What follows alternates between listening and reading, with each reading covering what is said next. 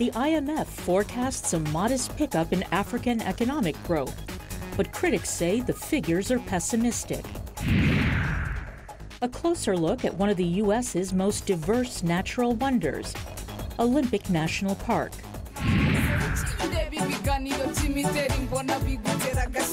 And in our Music Makers segment, Rwandan performer Sini. Africa 54 starts right now. Good evening, I'm Esther Gidu. You are in for Vincent Makori. This is Africa 54. Tonight we begin in East Africa, where the United Arab Emirates is providing security assistance to Somalia to help the country fight threats by Islamist militant group Al-Shabaab. Somali troops training graduated on Wednesday after completing an 18-month course. Somalia has been ravaged by war since 1991, when clan-based warlords overthrew a dictator, then turned on each other. The weak UN-backed government is now battling an Islamist insurgency, but many members of its security forces are poorly trained and lack sound coordination. The UAE is a key ally of Somalia's and supplies it with key imports from electronics to building materials. The Gulf state says its support for Somalia is aimed at rebuilding the nation and is not driven by any commercial concerns. VOA Pentagon correspondent Carla Babb confirms there was a U.S. airstrike in Somalia Friday. For more information, go to voanews.com. Now, state prosecutors in South Africa want to appeal Paralympic gold medalist Oscar Pistorius' 6-year murder sentence. They told the Supreme Court of Appeal it is shockingly lenient. Pistorius went to prison last year after he was found guilty of murdering his girlfriend, Reeva Steenkamp, on Valentine's Day in 2013. The case attracted worldwide interest. South Africa has high levels of violent crime, and women's rights groups say Pistorius has received preferential treatment because of his race, wealth, and international celebrity status. State prosecutors say Pistorius got less than half the minimum 15-year sentence prescribed for murder in South Africa and had not shown remorse for the crime he committed. Pistorius did not attend the hearing. Kenya's economy is on a cliff edge as a result of the political upheaval caused by the recent repeat presidential election. That's the warning from economic experts in the country. They say East Africa's largest economy could face a credit crunch. Daily protests in cities, including parts of the capital, Nairobi, have been bad for business. Traders are counting the losses. Many have had to evacuate their goods, fearing looting and vandalism. The markets have been sort of quiet, and they were basically trying to really analyze what happens, because this is the first time we're going through a repeat election.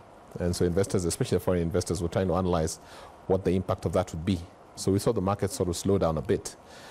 But the good thing is that the activity was not a net outflow. It was just people saying hold on to positions, maybe a bit of entry, a bit of exit, just to rebalance the books, etc. We didn't see massive outflow during the 60-day period.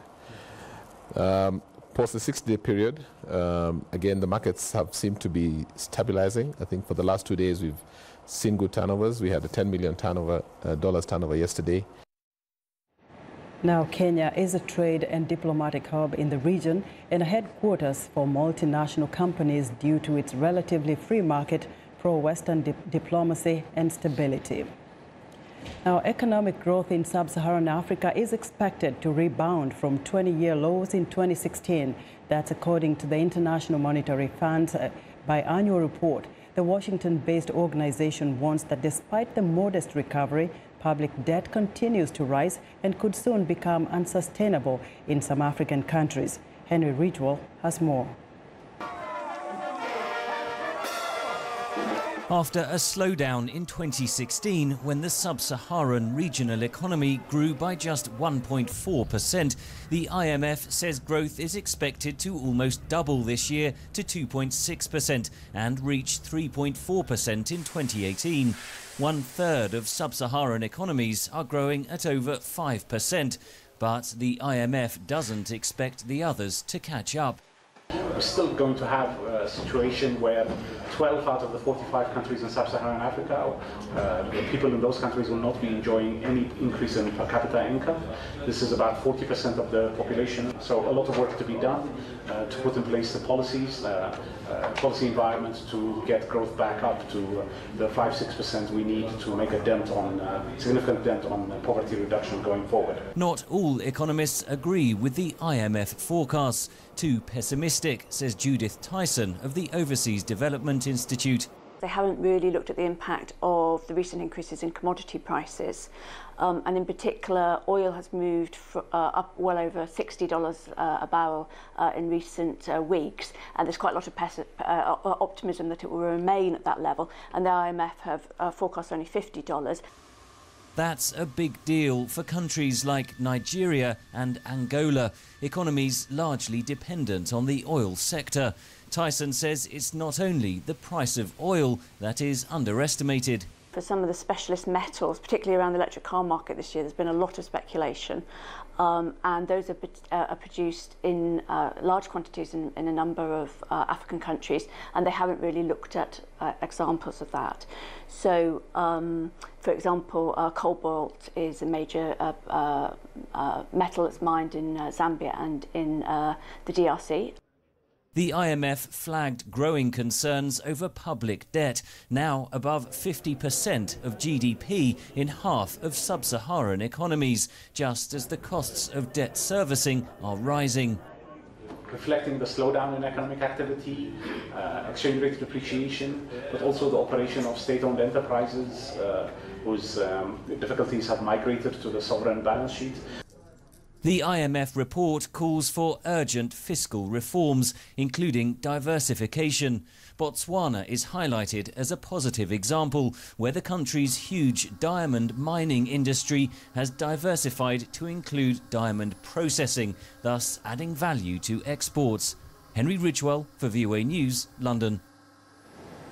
The Islamic State has claimed Saifullah Saipov, who killed 8 people in New York City, as one of its own. The terrorist group said in its newspaper Al-Naba that the 29-year-old Uzbek immigrant was one of its soldiers. The group did not give evidence to support its claim. Saipov plowed a truck down a New York City bike path earlier this week. Those killed were remembered at a vigil and memorial march in New York Thursday night. The vigil started at Pier 40 on Manhattan's west side. Saipov allegedly initiated the assault. Around 100 mourners walked to Pier 25, just north of where the truck crashed into a bus and where the suspect was taken into custody. Saipov was wounded in the attack and taken to a hospital, where authorities say he stated his allegiance to the Islamic State. He also asked that an Islamic State flag be put up in his hospital room, a request that was denied. With the New York City Marathon due to attract more than 50,000 runners and thousands of spectators this Sunday, police say they are stepping up the number of officers throughout the city. Former President Barack Obama on Wednesday revived his campaign slogan of hope and change as he closed his foundation's first summit, launching his post-presidency initiative to foster young civic leaders. Obama held the invitation-only summit in Chicago for 500 hand-picked young leaders from 60 nations and 27 U.S. states to share ideas and hear speakers, including Britain's Prince Harry, along with artists, chefs, activists, and politicians. The 44th U.S. president urged patience as he told participants they would help shape the Obama Foundation's emerging plans to encourage grassroots solutions to problems ranging from mass incarceration to income inequality. Former First Lady Michelle Obama urged attendees to be cautious of the power of social media. Change is possible if we put our shoulder to the wheel, but it doesn't happen overnight. It doesn't happen in one fell swoop. It requires sustained energy and focus and commitment, and most of all, it requires resilience. That's where hope comes in handy. Obama did not mention President Donald Trump, who sought to dismantle many of his policies, including his signature domestic policy achievement, the Affordable Care Act, and deportation protections for young immigrants. Zimbabwean police have arrested a U.S. citizen for allegedly insulting President Robert Mugabe on Twitter. Martha O'Donovan was detained Friday morning, according to a U.S. Embassy spokesperson. O'Donovan's lawyer says his client has not yet been charged. The arrest comes weeks after Mugabe appointed a cybersecurity minister with policing social media. We want to know what you think about Africa 54 and the stories we cover. Join the conversation on Facebook. The address is Africa 54. We're also streaming our show live on Facebook, so check us out and share our show with your friends. Coming up, the natural wonders of Olympic National Park. Stay with us.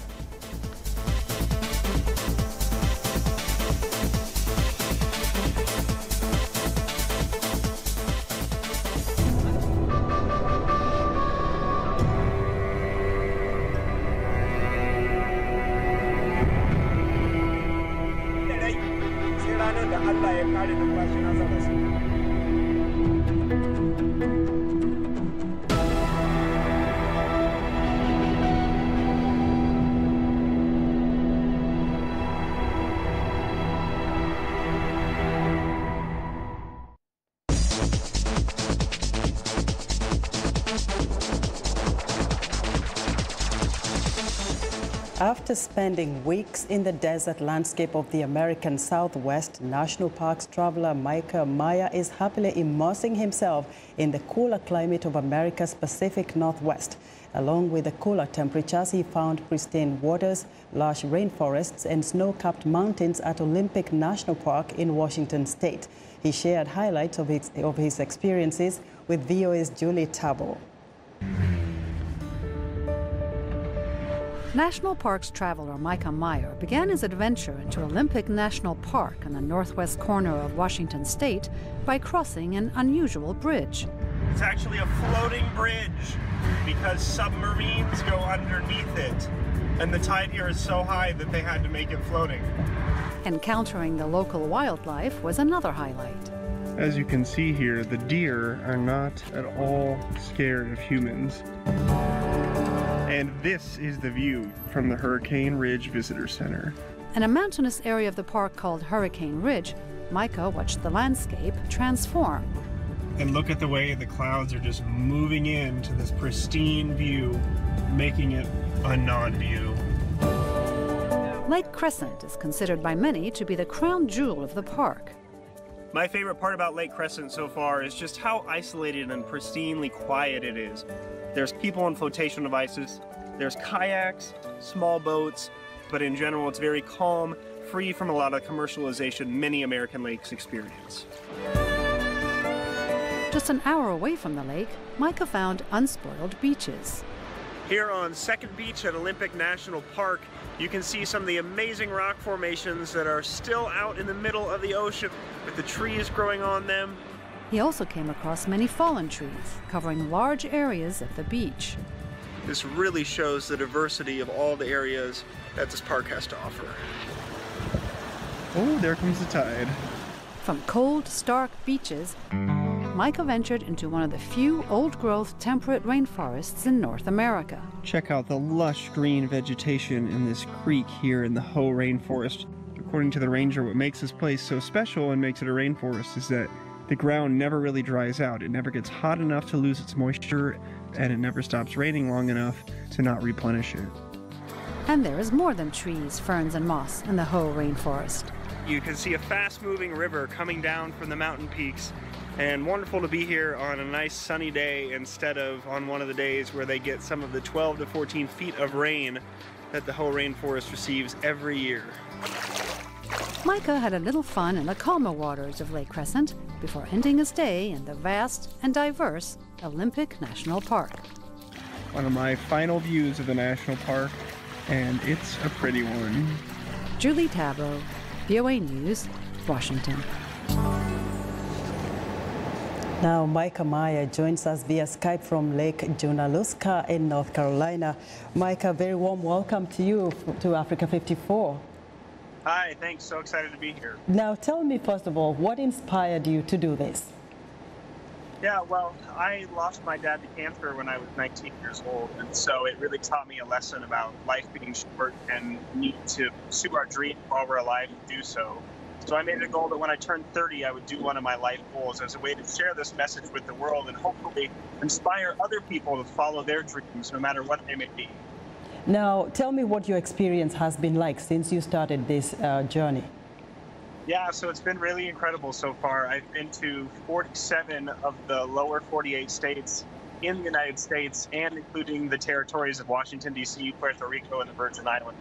So I have seen 248 incredible sites, some of America's most natural wonders, some of our most important historic sites, and it's really given me a better understanding of what it means to be an American and what it means to be in this landscape that is America. Now, Micah, you say you want to traverse through all 417 national parks, and you've already gone through 248. What stands out in those national parks? Which one is most memorable so far? Yeah, so one of my favorite examples is Dinosaur National Monument. And the reason I enjoy it so much is that it's not one of the capital N, capital P 59 national parks that most people think of when they think the National Park Service. It's a national monument, so it doesn't get a lot of attention. But actually, it's this amazing natural landscape with rivers and canyons and large green plateaus and rolling hills and snow-capped mountains. It's got everything you could want in any National Park Service site all in one package. And so Dinosaur National Monument is definitely one of my favorites. So now, when do you plan to complete this adventure? Yeah, so it's a 3-year project, and as long as I don't run out of money, the plan is to finish on April 29th, 2019, which will be exactly 3 years after I started. So I've got about another 18 months to go before I finish. I'm just curious, you've been posting videos and photographs of this. Are you having any sponsors behind you, helping you out with this? Do you have any sponsors? Are you being sponsored by anybody? Because this is a lot. Can you hear me? I still can't hear you, sorry. Micah, I'm just curious because this takes a lot of money to go to all these places, shoot the video. Do you have any sponsors? Are you getting any funding? Yeah, totally. So I spent 10 years saving up as much money as I could, working as many jobs as I could. And when I started this, national park experts told me I only had 1/5 of the amount of money that it would take to accomplish it. However, because people have been donating on my website, tbcmicah.com, I've been able to stay on the road thanks to the generosity of strangers who have basically helped keep me in my van and keep me visiting parks. So it's a combination of working really hard for 10 years to save up money, and then also working from the road and the generosity of strangers who help make this world record possible. So what do you want Americans to know and our viewers in Africa? Because this is like a virtual tour for us who are not able to get to those places. You know, what's so amazing about this journey is that I'm going to places that the media usually doesn't cover. These are natural landscapes and historic markers that don't really get the attention that they deserve. And so what I'm so happy I'm able to share are these amazing hidden gems in my country for the whole world to see through VOA. So wonderful to see them as well. Thank you so much, Micah, for joining us today. Thank you. Pleasure to be here from my van. All right. Micah Maya is a U.S. National Parks traveler. It's time now for a short break. Still to come on Africa 54. New music from Rwandan performer Cine. We'll be right back.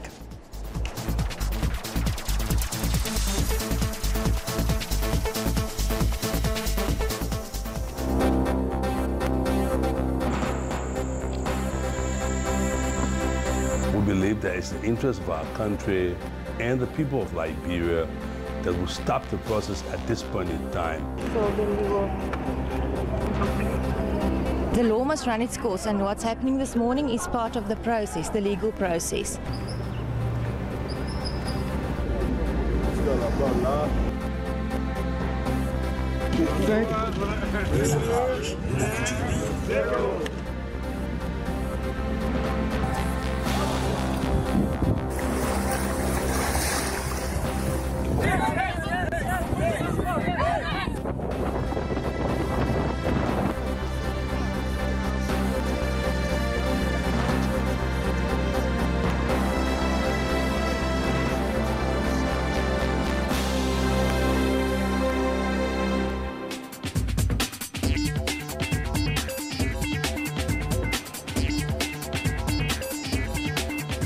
And welcome back to Africa 54. Here's what's trending. Tradition is out and alternative decorations and themes are in at the Spirit of Christmas Fair in London.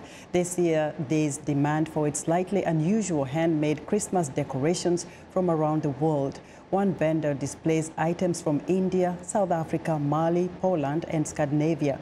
Another displays a line of handcrafted wooden advent calendars aimed at children and adults alike. Owners can fill the little drawers with whatever they like: chocolates, sweets, little toys, perhaps even diamonds. Even wreaths are going non-traditional. There's even a wreath made of Brussels sprouts. And finally, authorities in Jakarta are embarking on a public campaign to raise awareness about e-waste and the need to proper recycling. Levels of unwanted electronic gadgets and electrical appliances have reached severe levels in East Asia, posing a growing threat to health and the environment. According to a recent study by the United Nations University, every year each person in Indonesia produces up to 3 kilograms of electronic waste. The campaign involves providing drop boxes in the city center and special trash bins at the office of the city's environmental agency. The agency is focusing on gadgets that are easy to carry, such as old mobile phones and chargers. And that's what's trending today.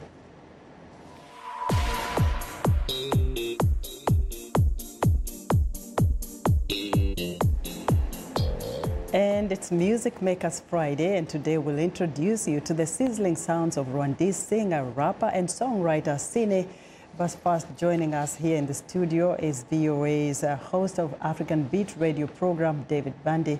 David, as always, it's a pleasure to have you on Africa 54. Well, thank you, and I'm so happy to be here again today. Now it's Friday, and this young girl, I just had a sneak preview of Cine singing, and I can't even believe what she's singing. Igire. What is Igire to start with? Igire. Well, you know, when I talk to her, it's Igire. Yeah, Igire means girl, go get your money. Go get your money. Like, go get your money. She's actually talking to the young girls. You know, this young lady is a radio presenter. She works on a radio station, but music is a passion. And, you know, she said when the musicians, the male musicians used to sing in Rwanda, they always try to bring down the girls as if they are like taking care of the girls. They're taking them to dinner, buying clothes for them. So when the girls want to talk, they will tell them, just keep quiet, we are taking care of you. And she didn't like that. So she decided to come back strong at the men to say, hey, girls, this is our time. You have to give yourself education, go to school, and get up and make your own money so that you will, in turn, take care of the men. You will take care of your brother, you take care of your father, and maybe even when you go out with your spouse, you'll be in charge of yourself. You'll be in charge of yourself. We go 50-50. 50-50, maybe even better than 50. But you know what? Let's take a listen to Cine's song first, and then we can talk a little more about it. Okay. Yo, woman, get your money. Get your money. Go, woman, get your money. That's how we get it, mama. Kimusore kazi kurise.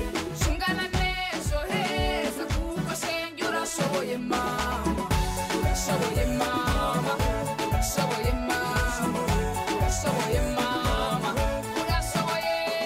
Ese mukobwa ko numva buri gitondo buri mugoro burira. Esurizwa n'ibibazo bisanzwe cyangwa n'ibyifuzo by'umutima. Ejo bundi mvuye mu kazi ntashye nagusanze muri iri dirishya. Wenda kurinyuramo bitewe n'imodoka yari parise hanze. Iki ureba ibiganiro by'imideri mbona bigutera agashyari. Abarigani basi nini. Hey, woman get your money. Gerageza wigire mama kimusore kazi kurise. Shungana nesho heza kuko shenyura shoye mama. Shoye mama. Shoye mama. Shoye mama. Young sisters, big sisters. David, what a fusion of, you know, sounds. I can't even tell. There's rapping there, there's you know, it's some drums in the... What is this? Afro-pop, Western style, you know, the traditional style, everything she puts into her music. Because, you know, when I was talking to this young girl, I said, how did you put all of this together? She said, well, when I first started, I think that even though I was living in Africa, I think I was an American. I started doing things the American way and all this stuff. And people did not even look at her. And so she decided to fuse in Rwandese traditional music with rap and all this stuff, and it worked. And the message is getting across. And the message is so clear for this young lady. Yeah. It is so clear, and I believe young girls of today are learning a lot from this particular song. Girl, go get your money. Go get your money. Don't allow any man to look down on you. Get up, go to school, and get your money. You take the money, you forget about your life, and before you know it, there's no money coming. Now, what is next for Sine?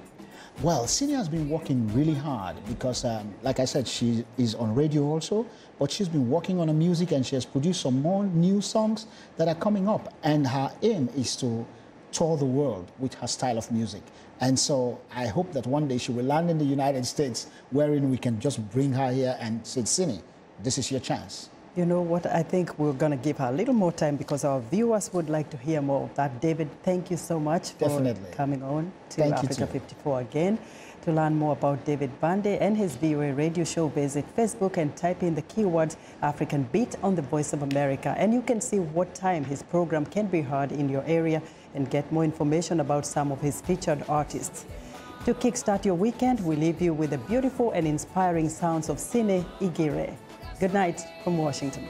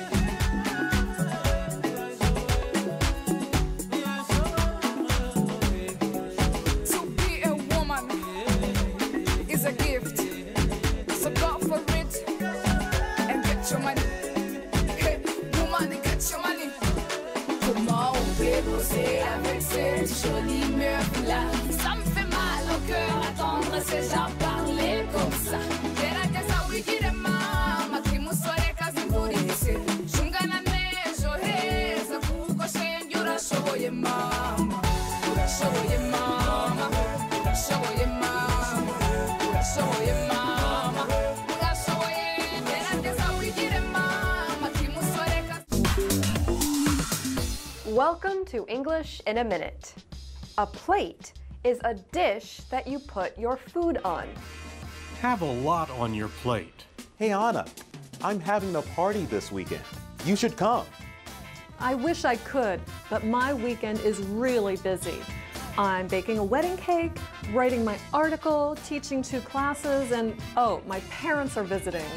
Wow, you have a lot on